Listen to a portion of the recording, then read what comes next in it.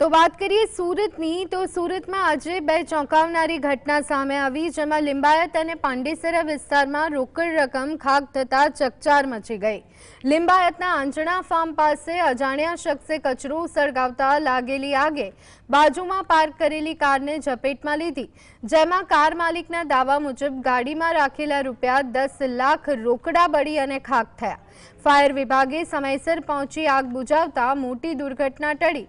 બીજી તરફ પાંડેસરાના નાગસેનનગર રોડ સાઇડમાંથી રૂપિયા 500ના દરની સળગેલી નોટના ટુકડા મોટા પ્રમાણમાં મળી આવતા લોકોમાં કુતૂહલ સર્જાયું છે। આ નોટો ત્યાં કોણ ફેંકી ગયું, કોણે સળગાવી તે એક મોટો સવાલ। સદનસીબે જાનહાનિ ટળી છે, પરંતુ બંને કિસ્સામાં લાખોની મત્તા બળી જતા તપાસનો વિષય બન્યો છે।